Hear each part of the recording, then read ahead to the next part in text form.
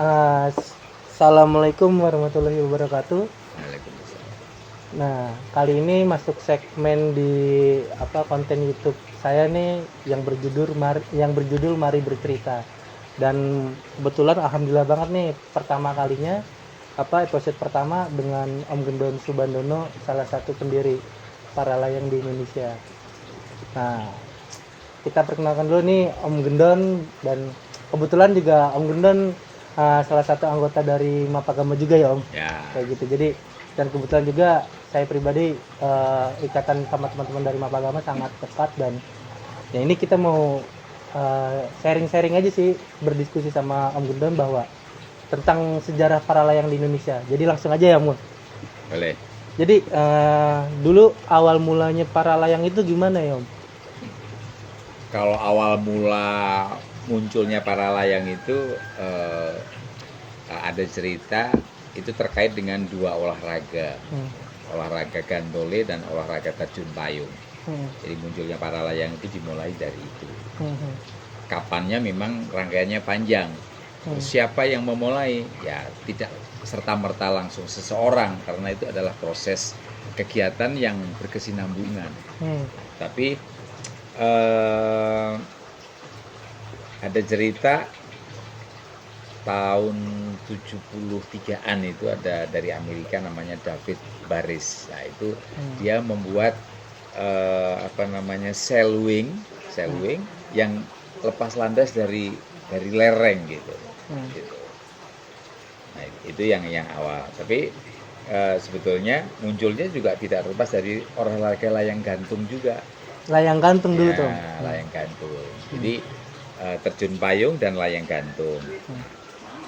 Kalau terjun payung itu menginspirasi dari bentuk parasutnya, karena ringan, simple, terus dia bisa terbang dari lereng. Kalau layang gantung munculnya awal karena dia bisa membumbung, soaring tinggi, memanfaat angin, dia bisa naik. Nah, mungkin mereka berpikir bagaimana bisa membumbung, bisa terbang dengan alat yang ringan dari sebuah lereng, nggak harus dari sebuah pesawat udara. Nah, akhirnya para layang itulah menjadi salah satu pilihan.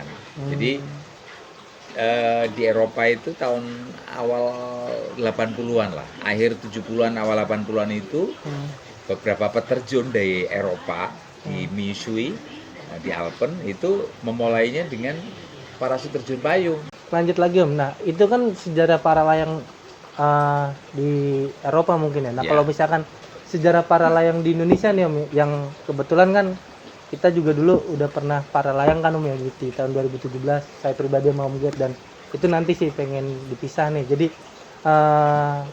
Jadi saya pernah menuliskan tentang sejarah para layang Indonesia, dan di sini itu nanti bakal dijadiin buku kan, tapi ini saya pengen membagikan cerita di podcast saya ini. Jadi ya di tahun 89-90 ya Om, pertama kali para layang Indonesia. Betul. Nah itu yang aku baca nih, yang aku baca dari cerita Om Gert cerita ke saya nih. Jadi dari Prancis ya Om. Pertama kalinya gimana Om waktu itu? Ya itu tadi yang di Eropa itu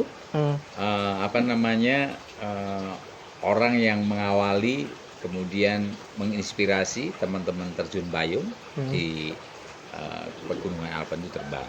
Nah kemudian kalau itu akhir 70-an awal 80-an, kemudian berkembang, akhirnya diciptakan parasut para layang itu sekitar 82-84an lah gitu. Jadi itu masih dalam proses pengembangan, dan 85 itu mulai naik. Nah Eropa berkembang, kemudian untuk di Indonesia itu kita mulai akhir 89 awal 90-an. Nah, kebetulan kita yang mengawali kegiatan olahraga ini gitu. Jadi kita memulai dari Yogyakarta. Kebetulan saya dan Dudi Arif Wahyudi almarhum itu menginisiasi. Mendapatkan pinjaman parasut dari teman, kemudian kita pakai untuk terbang gitu. Nah, itu mulainya dari situ. ya di Parangtritis di Di Parangtritis Yogyakarta. itu. Memang menarik. Kok bisa memulai tanpa ada gurunya? Nah. Nah, ini ya gimana kita harus mencari guru, di sini belum ada yang bisa. TV juga masih hitam putih ya Om? TV mungkin udah berwarna Oh, kali di ya. mana-mana ya? Aku lupa 90-an. Tapi masih yang ada baru TVRI. TVRI dan Metro kalau nggak salah. Metro udah dong. Kok Metro? RCTI. Oh, RCTI. Nah. RCTI kan sudah mulai. Jadi seperti itu. Jadi bagaimana berlatih tanpa instruktur. Artinya kita memang berlatih otodidak melalui manual book atau buku panduan parasut itu yang berbahasa Perancis, tapi ada gambarnya, gambar-gambar step kalau kita lepas landas dan lain-lain, menggelar, lepas landas, terbang, mendarat, nah, belajar dari gambar-gambar. Gitu. Ya trial and error pasti karena nggak ada yang ngajarin, kita main narik sendiri, saling berpegangan bergantian dengan Dudi itu sampai kita tahu betul bagaimana cara mengembangkan parasut dan terbangnya. Nah, yang saya pernah tulis juga dari kisahnya Om Get nih, jadi yang unik tuh Om Get belajar sampai di Parangtritis ya kalau nggak salah Om, yang naik motor terus ditarik Om. Ya. Nah, itu gimana tuh Om? Jadi kan kebayang kan, jadi kita yang anak-anak era milenial ini kayak gampang buat berlatih gitu, jadi kayak tinggal belajar, nanti misalkan pengen ikut lisensi di puncak, itu digantol di puncak di Bogor sama Om Get, dan itu kan stepnya ibaratnya kayak nggak sesulit dulu Om Gendon sama almarhum Om Dudi. Jadi, kan gimana tuh? Salah satunya kan kita di samping belajar di pantai berpasir, terus kemudian di bukit-bukit gumuk pasir gitu, saya juga sempat ditarik dengan mobil. Oh, ditarik dengan mobil Om? Bukan motor, tapi saya ditarik dengan mobil.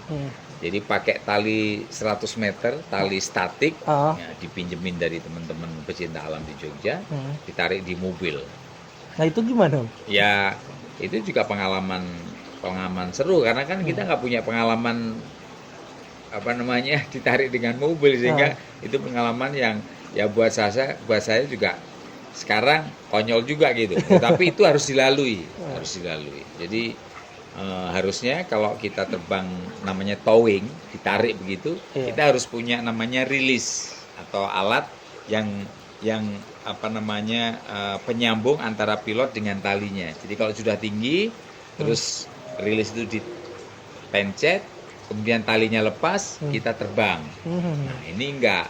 Ini talinya kan sudah difix tali ke harness, yang dilepas yang di bawah. Nah, dia narik, dipegangin, begitu sudah tinggi, mungkin 70-80 meter ketinggiannya, kan tali kan miring, jadi pasti ada sudut, ada ketinggiannya kurang. Begitu sudah cukup tinggi, terus talinya di bawah dilepas. Jadi saya terbang dengan tali 100 meter gitu. Ya, itu cerita salah satu cerita konyolnya yang jangan dicontoh. Iya. Tapi itu harus dilalui. Bagian dari proses berarti ya Om? Ya, karena memang ya benar-benar belajar dari nol, yang tidak ada yang ngajarin, dan kita harus belajar sendiri, mencoba gitu. Bisa salah, bisa benar juga gitu. Tapi ya pasti namanya teknik selalu berkembang, sehingga dengan kita mencoba itu kemudian kita bisa mempunyai feeling untuk kita bisa terbang.